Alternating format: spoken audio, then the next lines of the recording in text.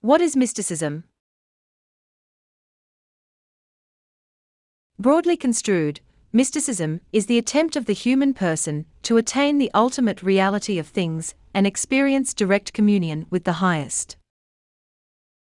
Mysticism maintains the possibility of a relationship with God, not by means of revelation or the ordinary religious channels, but by introspection and meditation in conjunction with a purified life, culminating in the awareness that the individual partakes of the divine nature.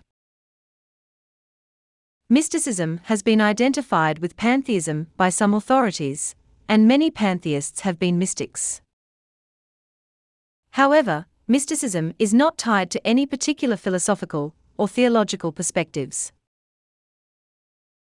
It's also important to note that mysticism tends to differ from public religion, which emphasizes a worshipful submission to the deity and the ethical dimension of life. In fact, mysticism strains after the realization of a personal union with the divine source itself. Indeed, the mystic desires to be as close to God as possible, part of the divine essence itself, whereas the ordinary devotee of most religious systems merely desires to walk in God's way and obey His will. The way of the mystic. In both Eastern and Western mysticism, withdrawal from the everyday life of a householder is recognized as an aid to mystical progress.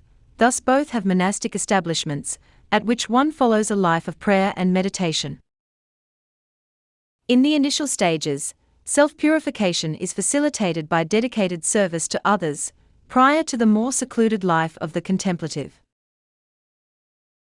It is worth noting that mystics have sometimes been accused of escapism, of retreating from the responsibilities of everyday life into a private world, and indeed, the descriptions of the ecstasies of spiritual awareness often sound rather like a selfish indulgence, oblivious to the problems of the outside world.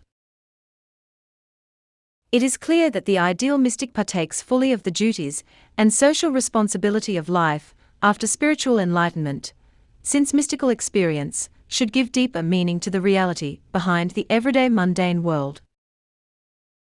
For most individuals, however, a period of retreat from everyday life is helpful in disengaging oneself from the fears, desires, and egoism of mundane existence.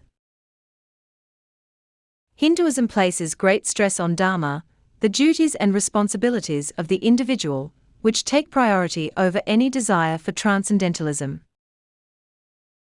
During this period, one would observe the everyday religious rites and rituals related to the gods and goddesses of an individual's life. Later, however, when one had fulfilled one's responsibilities, married, begat a family, and provided for them, the realization that everything connected with the material world and physical life was transient would grow steadily, culminating in a hunger for knowledge of what is eternal. The Hindus' emphasis on the duties and responsibilities of a householder taking priority over the quest for mystical enlightenment have something in common with Judaism, which does not seek to separate mystical experience from everyday life. Judaism is essentially pragmatic in its approach to the spiritual life and requires that mystical experience be interfused with daily life and religious observance. In fact, the Jewish mystic typified in the period of 18th to 19th century Hasidism was a pious rabbi, living a life of prayer, study, and meditation within his community and sharing everyday social life and responsibility. In this respect, he resembled the Eastern teacher around whom a group of pupils would gather for spiritual teaching and experience.